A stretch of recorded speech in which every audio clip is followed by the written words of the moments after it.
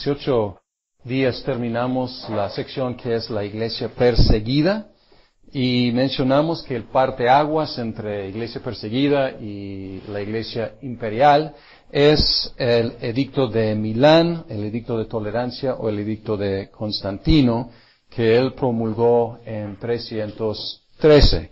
Aunque realmente no fue el primer edicto de toleración, pero tiene más fama y hubo otro de otro emperador 2 años antes, pero aquí podemos marcarlo como la fecha límite. Bien, en el año 330 Constantino estableció la ciudad de Constantinopla, muy modestamente, cambiando el nombre de Bizancio a Constantinopla, la ciudad de Constantino. Él había ganado el poder sobre todo el imperio romano en 324 y luego él quiso cambiar la capital del imperio de Roma a Bizancio, ahora Constantinopla. Y había diferentes motivaciones de Constantino. Roma era una ciudad pagana y las familias de poder, de dinero,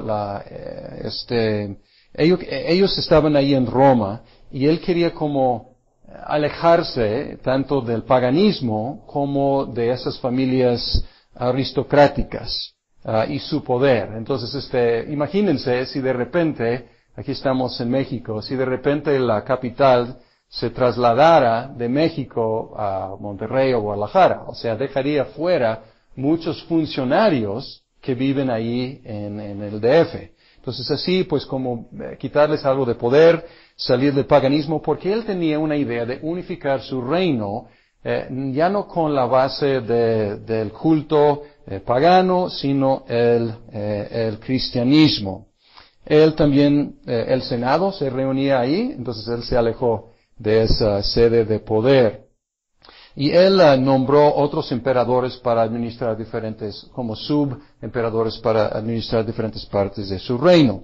Él también, como saqueó un poco las ciudades en su imperio. Él llevó estatuas paganas y las instaló ahí en Constantinopla, pero ya no como objetos de adoración, sino pues adornos. Entonces él adornó, pero empobreció a otras ciudades culturalmente, podemos decir. Apoyó la construcción de iglesias y también instaló a algunos cristianos en puestos altos. O sea, es primera vez que esto pasa. Sin embargo, él seguía siendo, como era la costumbre de los emperadores, él seguía siendo el Pontifex Maximus de la religión pagana. Entonces aquí tenemos algo de curiosidad en cuanto a la fe de Constantino. Y hay diferentes opiniones acerca de su fe. Algunos lo llaman pues un oportunista y que realmente era un pagano, pero aprovechando sed de los cristianos. Otros no, lo exaltan como apuntado por Dios y casi un nuevo Salvador, metiendo o más bien introduciendo al mundo el cumplimiento del plan de Dios para las edades. Entonces hay diferentes opiniones acerca de él y es muy difícil decidir, aunque yo creo que probablemente un punto medio es más correcto en cuanto a Constantino. Nunca se sometió a la disciplina de la iglesia, seguía como Pontifex Maximus, seguía presidiendo sobre ritos paganos durante toda su vida y se bautizó justo antes de morir. Podemos decir probablemente que él fue un fuerte simpatizante con la fe cristiana, con una teología confundida, porque parece que a veces confundía al Dios Supremo con el Dios favorito de su familia, que era el Dios del Sol invicto. Entonces parece que había algo de confusión ahí. Y también podemos decir que tenía una práctica pues bastante contradictoria. Si haya sido cristiano durante todo ese tiempo, pues una práctica bastante contradictoria. Pero pues podemos perdonarlo muchas cosas porque también somos cristianos y tenemos prácticas que no van completamente de acuerdo con nuestra confesión. Bien, después de Constantino, los emperadores no eran tan tolerantes. Constantino toleró el cristianismo y toleró también el paganismo. Después de Constantino no eran tolerantes y para el año 400 sus sucesores habían exterminado básicamente el paganismo. Había leyes en contra de. Entonces podemos ver aquí un cambio de 180 grados. Constantino había promovido el cristianismo y tolerado el paganismo, mientras que sus sucesores persiguieron a los no cristianos. Y en poco tiempo los cristianos se convirtieron de ser perseguidos a ser poderosos y a veces perseguidores de los paganos. Algunos aplaudieron este suceso como una gran bendición de Dios, como Eusebio. En el otro curso hemos conocido a Eusebio de Cesarea. Él escribió una historia de la iglesia que es muy importante y él jugó un papel importante después del concilio, durante y después del concilio de Nicea.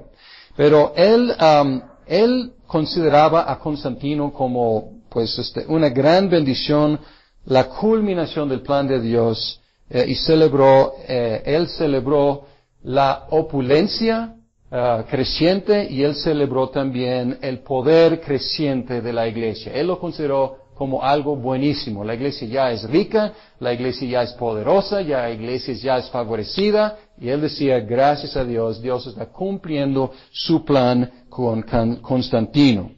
Otros lo consideraban un desastre para la fe cristiana, un desastre para la iglesia, una apostasía de la sencillez de la fe, o sea, un abandono de la sencillez de la fe y una complicación y una mezcla de muchas cosas no cristianas con el cristianismo. Algunos consideraban que la iglesia había conquistado el Imperio Romano y otros consideraban que el Imperio Romano había conquistado la iglesia. Y hay mucha verdad de los dos lados. Después de Constantino y su hijo Constancio, llegó otro que era Juliano, y le dicen Juliano el apóstata, porque él abandonó el cristianismo y él trató de revivir el paganismo. Pero no funcionó, o sea, la religión, el culto al emperador y los dioses greco-romanos estaban ya desacreditados, entonces era muy difícil revivir, pero no tuvo éxito duradero. Luego en el año 375 tenemos otro emperador, Teodosio, y él dividió el imperio definitivamente en Oriente y Occidente, griego y latino. Luego tenemos en el Occidente, estoy regresando un poco, pero el Occidente en 337. Los invasores derribaron las defensas del Imperio Occidental y Roma cayó definitivamente hasta 476. Y los bárbaros, ellos depusieron a Rómulo. Entonces, estoy dándoles algunas fechas claves, pero y estamos adelantando algunas cosas históricas y luego vamos a regresar y rellenar, pero podemos ver que el Occidente está desapareciendo como imperio por la invasión de las tribus básicamente germánicas. Unas razones por la caída del imperio occidental. Una razón fue el relajamiento en la disciplina del ejército. Antes los romanos eran increíbles como guerreros, pero ya habían llegado a ser más flojos. Y otra cosa es que muchos de los mismos bárbaros eran los soldados. Los romanos ya no querían pelear, Ya habían peleado durante siglos, ya no querían pelear, entonces ellos contrataban a los mismos bárbaros, como ellos decían, para ser los soldados, como mercenarios, ¿no? Entonces, pues es peligroso tener a tus enemigos en tu propio ejército. Otra cosa es que guerras civiles entre los diferentes aspirantes al trono. Hubo un periodo de 90 años con 80 aspirantes al trono, imagínense. Entonces, guerra civil tras guerra civil. Y obviamente esto agota recursos humanos y recursos de todos los recursos. Los hunos también estaban causando problemas. Bajo el liderazgo del famoso Atila, ellos llegaron a Europa desde Asia. Y ellos causaron desplazamiento de las tribus en Europa. Porque ellos llegan de Asia y desplazan las tribus, y las tribus tienen que hacer ¿qué? Llegar a lo que era el Imperio Romano. Entonces, los unos llegan y causan mucho problema ahí. Otras tribus también del norte, pues germánicas, ellos codiciaban la riqueza del imperio.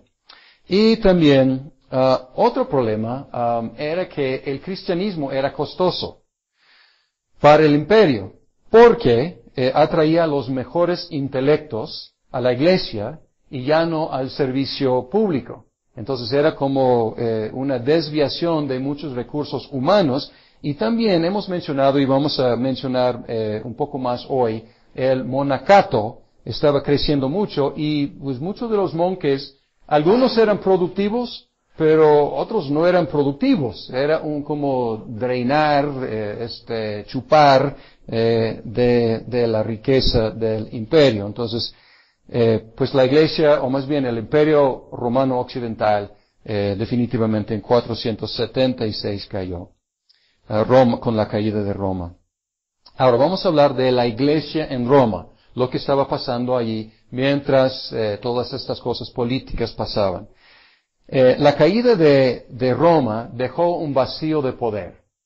La capital está en Constantinopla, la sede de poder está lejos, pues están alrededor todas estas tribus germánicas, muchas de las cuales eran arrianas en su teología, cosa que vamos a mencionar al rato, y había un vacío de poder, y pues ¿quién estaba ahí para ocupar, llenar ese vacío de poder? Obviamente, el obispo de Roma, que él quedó ahí en Roma.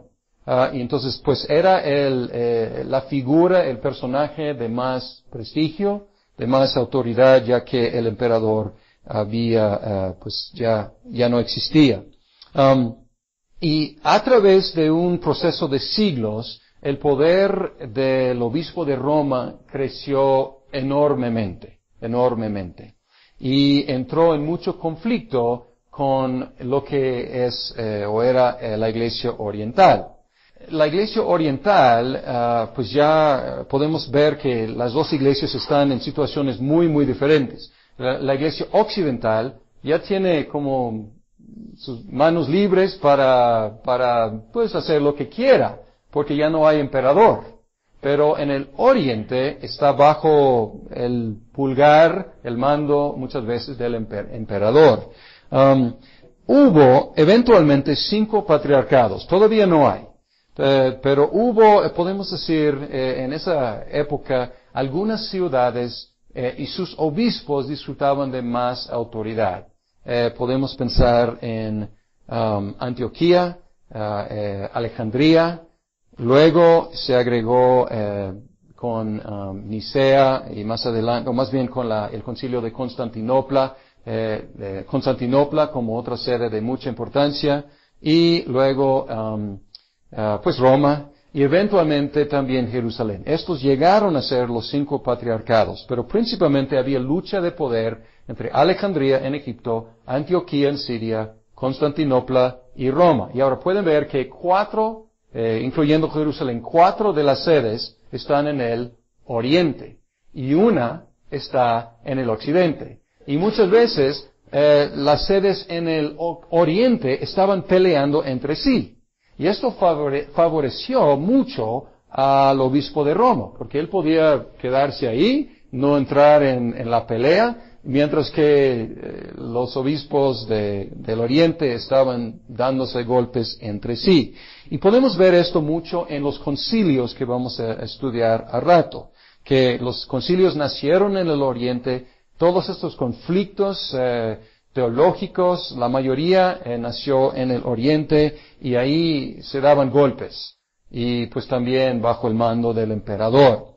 Podemos ver algunas declaraciones, algunos puntos claves en el crecimiento del poder de Roma. El obispo de Roma, Dámaso, y sus fechas de su reino son 366 a 384. Él empezó a referirse a los otros obispos ya no como hermanos, sino como hijos. Ya no son hermanos, sino como hijos. ¿Se acuerdan de que, creo que fue hace 8 días, hablamos de Cipriano, que él se dirigía al obispo de Roma como hermano? Pero ahora el mismo obispo de Roma está diciendo a los otros obispos hijos. Y él también empezó a hablar de la sede apostólica en Roma, empezando a, no sé exactamente cuándo haya empezado, pero él empujó mucho esta idea de que era sede de Pedro, fue fundada de Pedro, y Pedro era el príncipe de los apóstoles, entonces ahí era por excelencia la sede apostólica. Ahora, ¿cuál apóstol fundó la iglesia en Constantinopla? Ninguno. Entonces, en esta lucha de poder, Roma tenía pues un argumento muy fuerte. Jerusalén obviamente, Antioquía también, pues Alejandría podrían ser apóstoles, pero pues Constantinopla no. Entonces cuando la lucha llegó a ser principalmente entre Constantinopla y Roma siempre podría sacar esa carta, ¿no? Y decir, no, pues somos sede apostólica, porque fue aquí fundada por Pedro y también Pablo murió aquí. Cosa que hemos visto que probablemente no es cierto. Sin embargo, era la creencia muy, pues aceptada básicamente por todos. El obispo de Roma, Ciricio, 384 a 399, él siguió a Dámaso. Él empezó a llamarse padre, o papá, o papa. Y cuando estamos leyendo la historia, muchas veces se refieren al obispo de Roma como papa con fechas anteriores, que es anacrónico. O sea, no es cierto, no había papas, había obispos en Roma, pero no había papas precisamente hasta que empezaran a utilizar ese título. Entonces estamos hablando de finales del IV siglo que ese título empezó a crecer. Bien, ¿qué hacía la Iglesia occidental? Hemos visto algunas desviaciones, pero podemos darle mucho crédito porque empezó a preocuparse por la evangelización. Las tribus que invadieron el territorio eran o paganas o eran arrianas. Y Roma se dedicó a evangelizar esas tribus y pues creó con esa evangelización básicamente lo que es Europa. O sea, lo que llegó a ser más adelante Europa medieval y Europa hasta moderna puede trazar algo de su linaje, o mucho de su linaje de ese trabajo de Roma, de la iglesia en Roma. Estudiaba los idiomas, estudiaba las creencias, estudiaba las costumbres de esas tribus, entonces hizo la labor misionera. Mientras que en el Oriente, ¿qué hacían? Peleaban entre sí. Bien. Sin embargo, este contacto con los paganos tuvo efectos negativos, como la iglesia occidental empezó a adoptar algunas costumbres de las tribus paganas. Por ejemplo, las imágenes. Las imágenes empezaron a aparecer en los cultos después del año 400. La Virgen, que no es algo nuevo, la Virgen siempre jugaba un papel importante en la devoción de muchos. Sin embargo, la Virgen funcionó como en lugar de Venus, Diana, más o menos algo que hemos visto aquí en México, cuando llegaron los españoles, pues había una mezcla de ideologías y religión y a veces pues la Virgen tomaba el lugar de pues una diosa regional o la cruz igual como símbolo pues tomó el lugar de símbolos paganos. Y por un lado qué bueno, es derribar el paganismo. Sin embargo, pues hay una mezcla aquí. Ya hemos mencionado a Cipriano, su idea acerca de lo que es la Cena del Señor, pero aquí podemos ver que está solidificándose la idea de Cipriano de que la Cena del Señor es un sacrificio ofrecido por sacerdotes, en sacrificio como una representación del sacrificio de Cristo por el perdón de los pecados. Una idea que, pues, aunque a veces los miembros de la Iglesia romana no saben cuando pues uno habla con ellos, pero es la doctrina oficial hasta la fecha y fue codificada más adelante como en Trento, sino antes. Bien, la división entre laicos y cleros se acrecentó mucho y el culto se iba convirtiéndose más y más en un rito hecho por sacerdotes. Y así es en muchas religiones paganas. O sea, los sacerdotes, los santos, hacen su cosa y los demás observamos. Y esto pasó en la Iglesia Católica Romana. Las iglesias en el Oriente seguían con cantos congregacionales en estas fechas. Entonces ellos seguían con una liturgia pues más participativa.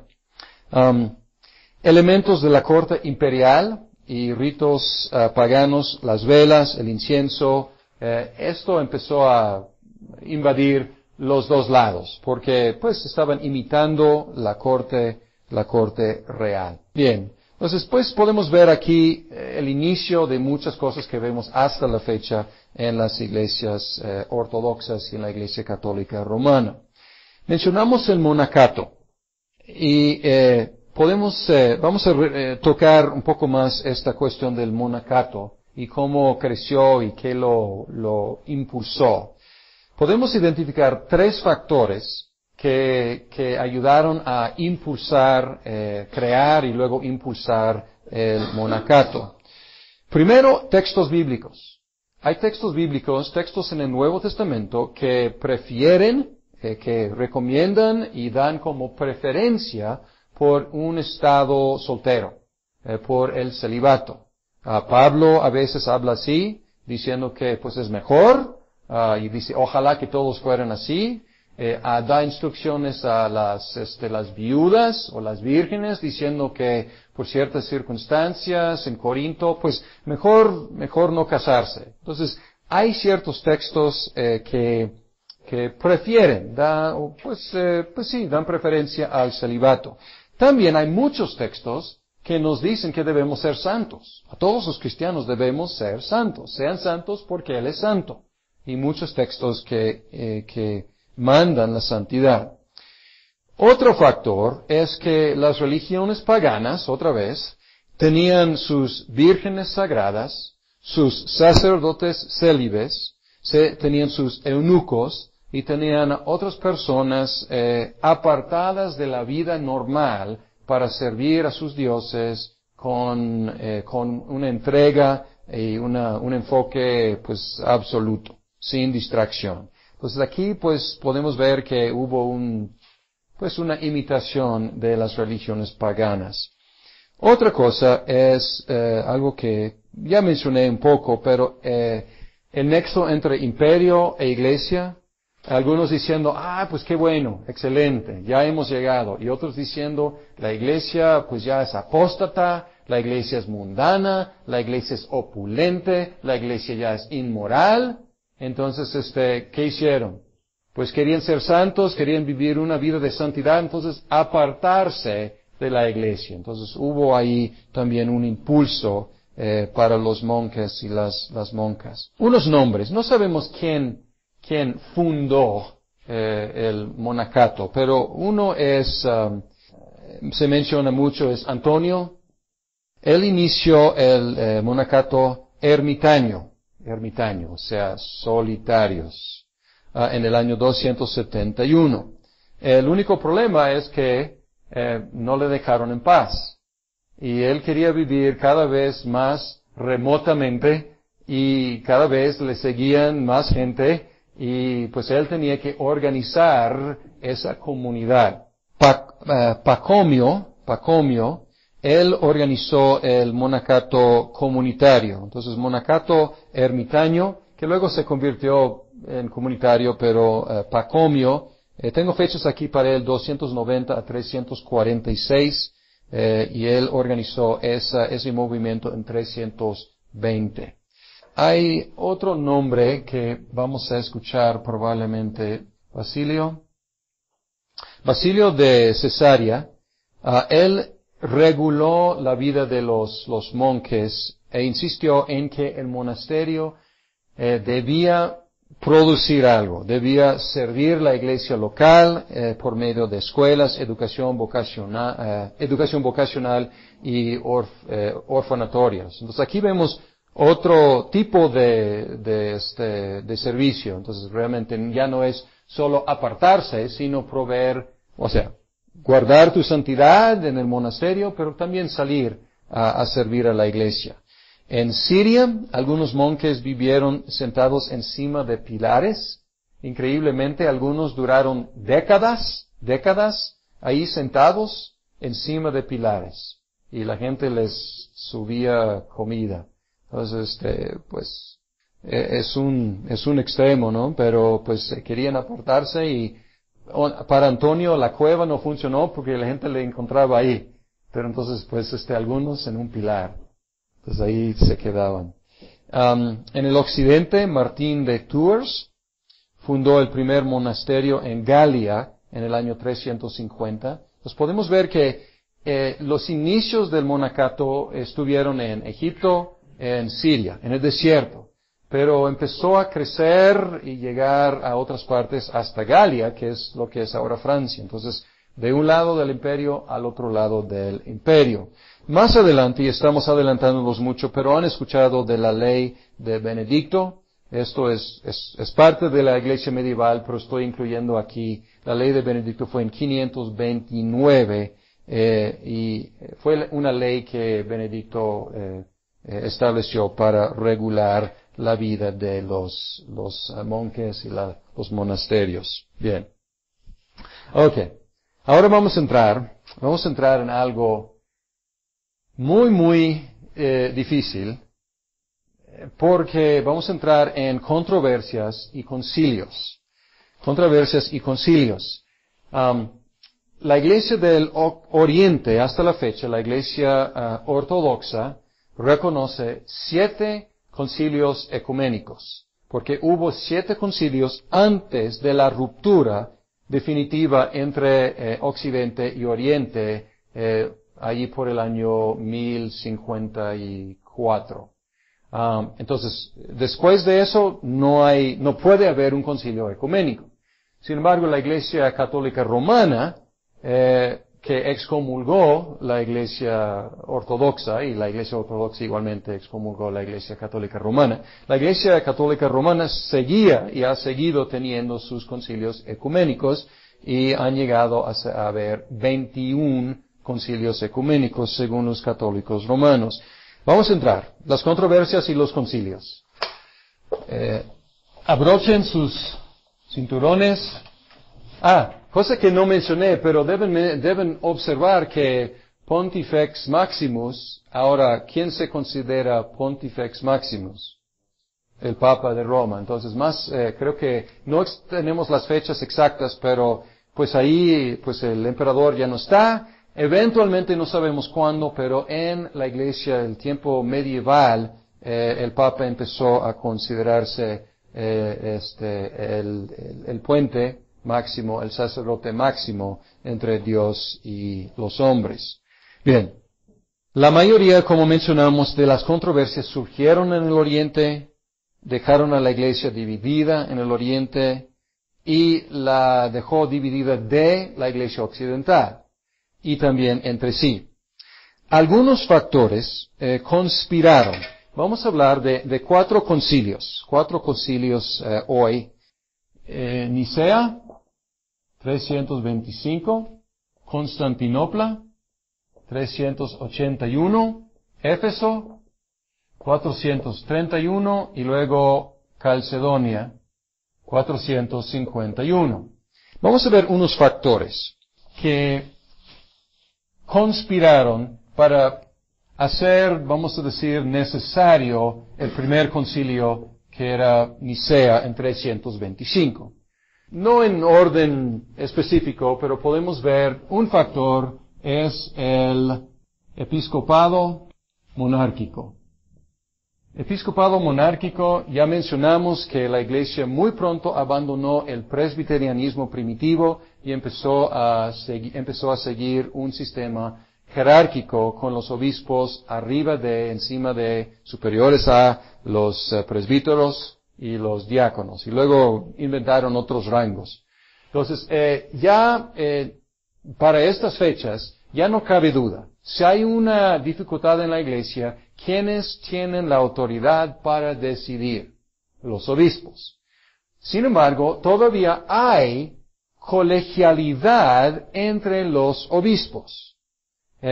Algunas de las sedes que, como ya hemos mencionado, empezaron a tener más autoridad. Sin embargo, los obispos todavía había un como colegio de obispos. Entonces, ¿cómo vamos a decidir cualquier asunto de importancia para toda la Iglesia? Reunir el colegio de obispos, reunir un sínodo o un concilio de obispos. Y es lo que hacían. Había muchos sínodos locales o regionales. Y luego lo que hacían es que un sínodo regional compartiría con otros obispos los resultados. Entonces así funcionaba. Pero cuando llega algo de importancia para toda la Iglesia, tiene que haber algo general, un concilio general, ecuménico. Entonces, un factor muy importante. Otro factor, y ya hemos analizado por qué este cambio de presbiterianismo a un sistema episcopal. Otro factor, Constantino. Constantino, un año antes, él ya solidificó su poder sobre todo el Imperio Romano. Él quiere unificar su reino y él tiene que unificar la Iglesia, que está dividida. Y el otro factor, y esto explica por qué está dividido, es Arrio. Arrio, que empezó a promulgar ideas que dividieron la Iglesia y tuvieron que tratar con ese asunto. En general, estos tres factores son los factores que crearon la necesidad, no sé si debo decir de los 7 concilios, pero pues de la mayoría de los concilios. Tendría que analizar los concilios posteriores. Pues sigue la idea del episcopado monárquico. Constantino, puedes borrar su nombre y poner Teodosio I, Teodosio II, puedes poner el emperador que esté reinando en la época del concilio, y puedes borrar Arrio, y puedes poner Nestorio, o puedes poner Apolinario, u otro maestro que está estorbando, o más bien perturbando la paz de la Iglesia. Entonces, pues estructura, el imperio, y también las herejías. Y realmente la razón de todos los concilios es resolver problemas de herejía. Bien, Nicea, arrianismo. Arrio negaba que el Hijo sea igual al Padre. Y él decía que el Hijo fue creado. Él decía que había un tiempo cuando el Hijo no había. Entonces, el Hijo empezó a existir. Es una criatura. Entonces, contrincante de Arrio, había varios, pero uno es muy importante, este nombre, Atanasio. Atanasio.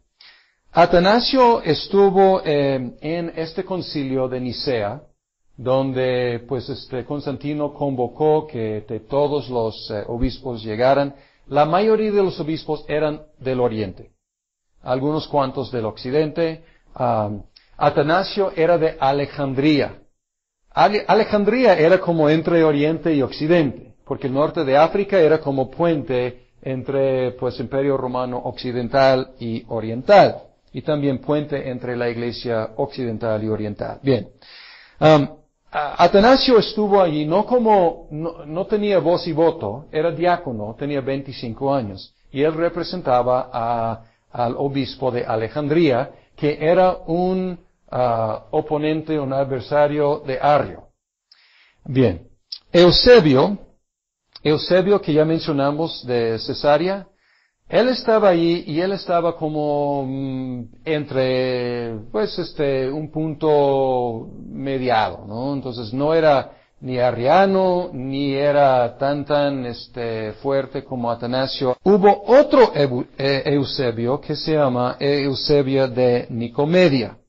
Él era un apoyador fervoroso, ferviente de Arrio. Entonces, había unos cuantos arrianos, y Arrio asistió.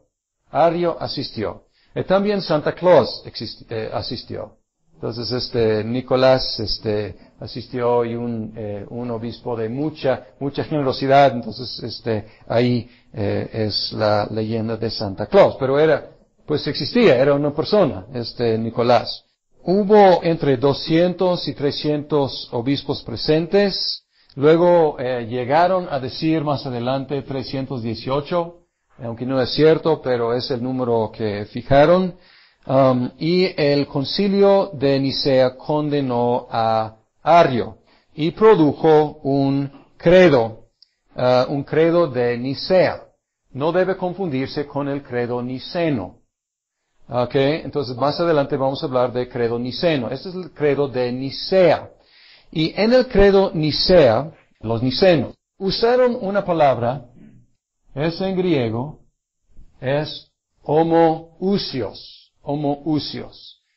Ousias en griego quiere decir naturaleza. Y homo quiere decir mismo. Entonces, en Nicea ellos declararon que el Hijo es homoousios con el Padre. Es de la misma sustancia, la misma esencia con el Padre.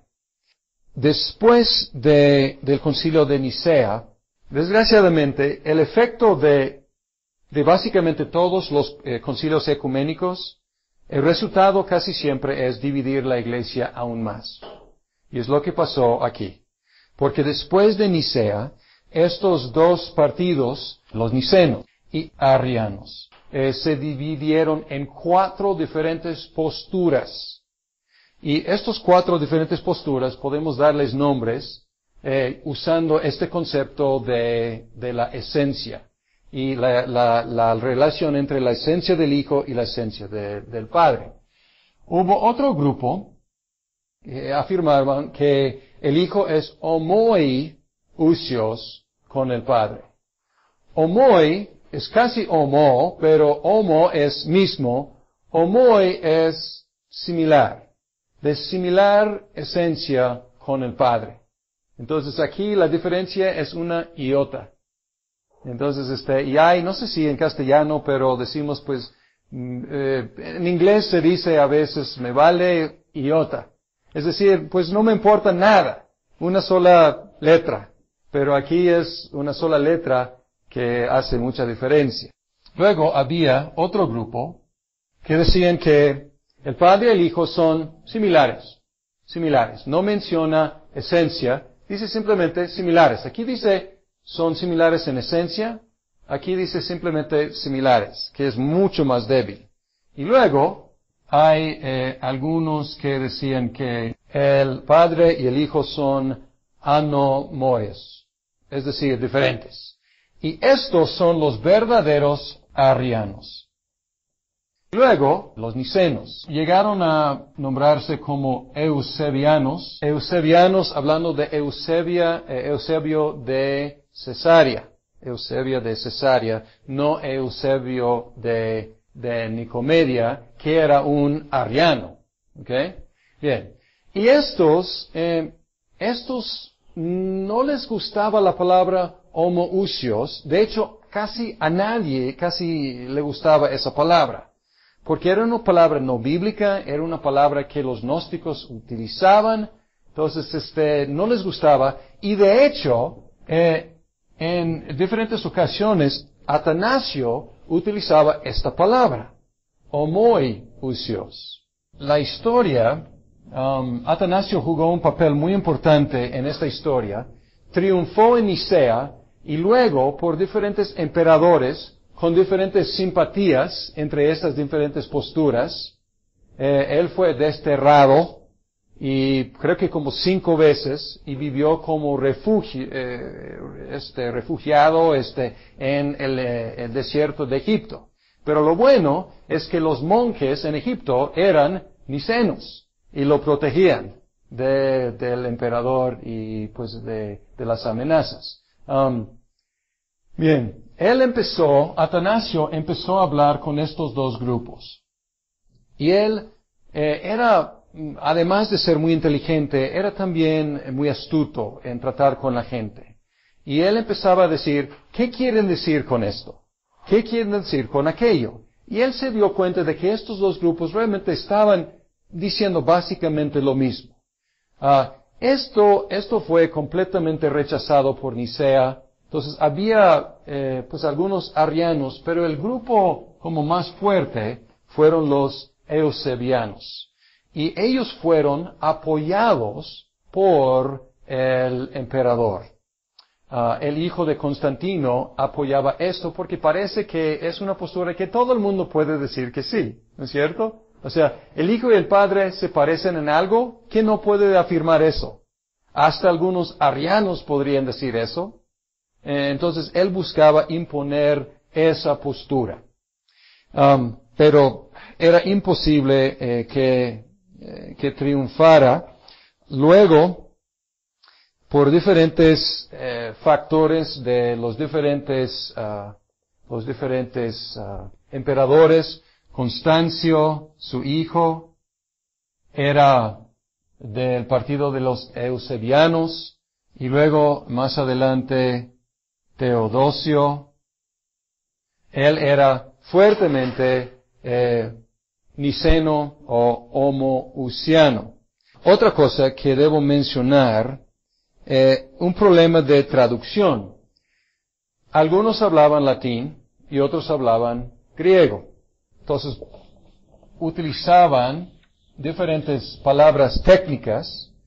Estos en griego utilizaban la palabra ousias y también algunos utilizaban la palabra hipóstasis para decir que Dios es una ousia y 3 hipóstasis. Sin embargo, los de habla latín, substantia, para muchos estos eran sinónimos y para los de habla latín estos eran sinónimos.